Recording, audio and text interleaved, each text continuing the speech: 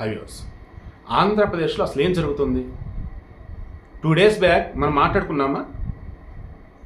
ఈ గాజు glass symbol ఏదైతే జనసేన కేటాయించింది అది ఫ్రీ సింబల్ కాదు, కామన్ సింబల్ అని ఈ ఆంధ్రప్రదేశ్ ఉన్నటువంటి అన్ని కలెక్టరేట్లకి సమాచారం పంపండి.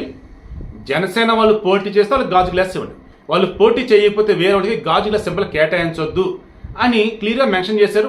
న్యూస్లో కూడా వచ్చి నేను కూడా వీడియో కూడా ఇచ్చాను. తీరా ఇప్పుడు చెక్ చేస్తే నిన్న సాయంత్రం ఏమో మేసాల గీత విజయనగరం నుంచి ఇండిపెండెంట్గా పోటీ చేస్తున్నారు, టీడీపీ రెబల్ క్యాండిడేట్. ఆమె గాజు గ్లాస్ సింబల్ కేటాయించారు. ఇదేంటి అసలు పొరపాటు జరిగింది అనుకున్నారు. ఒరే దేవుడా, మార్నింగ్ చూస్తే 16 అసెంబ్లీ 3 లోక్సభ అన్నారు. తీరా ఇప్పుడు చెక్ చేస్తే 50కి పైగా అసెంబ్లీ లోక్సభ కలిపి ఇండిపెండెంట్లో రెబల్ క్యాండిడేట్కి గాజు గ్లాస్ సింబల్ కేటాయించారు. జనసేన పోటీ చేస్తున్న 21 assembly, Kakinada, Machilipatnam parliament segments only ఈ 23 చోట్ల మాత్రమే గాజు గ్లాసు జనసేనది, మిగతా చోట ఇండిపెండెంట్లది. ఇలా ఇండిపెండెంట్లకి ఇవ్వటం వెనక ఏంట్రా బాబు అంటే ఇది ఫ్రీ సింబల్. మీరు అన్ని చోట్ల పోటీ చేస్తే మీకు ఇచ్చేవాళ్ళు, మీరు అన్ని చోట్ల పోటీ చేయట్లేదు కదా. మీదేమో రిజిస్టర్డ్ పార్టీయే, మీదే ఇంకా రికగ్నైజ్డ్ పార్టీ కాదు కదా. రికగ్నైజ్డ్ పార్టీ ఎప్పుడు?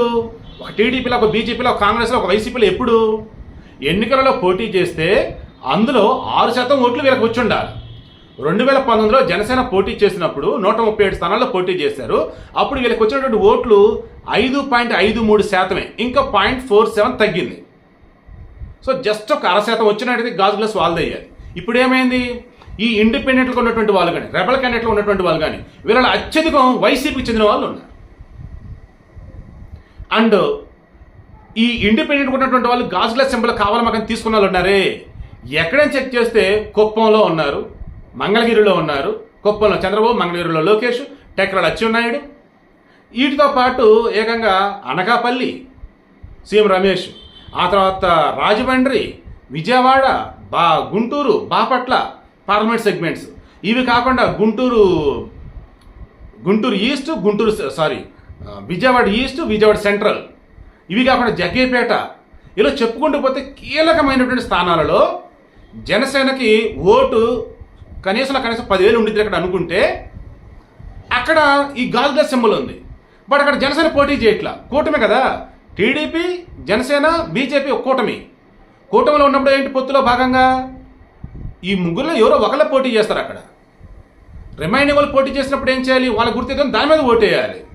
బట్ ఇప్పుడు కొంతమంది చదువుకున్న వాళ్ళు ఉంటారు, వాళ్ళకేంటి సింబల్ కనిపిస్తారు, గుద్దేస్తారు. చదువుకున్న వాళ్ళు ఉంటారు, ఎత్తుకోవాలి మరలా, అరే మనోడే అక్కడ ఉన్నాడు ఏంద్ర. మీకు బాగా గుర్తుంటే 2014 ఆల రామకృష్ణారెడ్డి మంగళగిరి గెలిచింది 12 ఓట్లండి, 12 ఓట్ల తేడాతో గెలిచాడు. నిన్న 2019 విజయవాడ సెంట్రల్ మల్లాది విష్ణు 7 ఓట్లో 17 ఓట్లు, 20 లోపే ఓట్లు ఆయన కూడా గెలిచింది. ఒక్క ఓటు చాలండి ఓడించడానికైనా గెలవడానికైనా. ఎవరో చిన్నపిల్లలు అంటే 10 సంవత్సరాలు పైబడిన వాళ్ళు ఉంటారు, మొదటిసారి ఓటేస్తున్నారు. వాళ్ళు జనసేన వీరాభిమానులు, పవన్ కళ్యాణ్ వీరాభిమానులు. వాళ్ళ కూటమి ఏమో వాళ్ళకి తెలియదు, వాళ్ళకి తెలిసింది ఒకటే, గాజు గ్లాస్ కనపడిందంటే ఓటేయాలరా అని. అలా ఓట్లు వేస్తే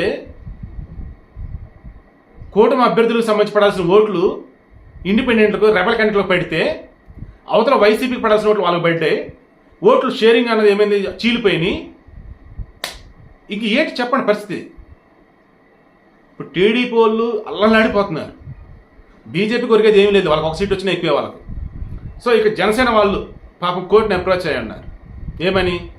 ఏంటండి ఇది కామన్ సింబల్ అన్నారు, మళ్ళీ ఇప్పుడు ఫ్రీ సింబల్ చేయటం, ఇండిపెండెంట్కి ఇవ్వటం ఏంటి, కరెక్ట్ కాదు ఇది అని హైకోర్టుకి అప్రోచ్ అయ్యారు. వాళ్ళు హైకోర్టు సరేనయ్యా రేపు ఇచ్చారద్దామని చెప్పేసి అన్నారు. రేపు ఈ సింబల్ ఏదైతే ఇండిపెండెంట్కి ఇచ్చున్నారు, రెబల్ క్యాండిడేట్కి ఇచ్చున్నారు, అది వద్దు వేరే సింబల్ ముందు చెప్తారా, లేదా ఇచ్చేసారు అయిపోయిందయ్యా, ఎన్నికల రూల్స్ అయ్యేవి, మీరు పోటీ చేసినప్పుడు మీకు ఇచ్చాం, పోటీ చేసిన చోట మీరు పోటీ చేయని చోట ఇది ఫ్రీ సింబల్ కాబట్టి వేరే వాళ్ళకి ఇచ్చాం, అలా తప్పే ఉంది అని అంటారా?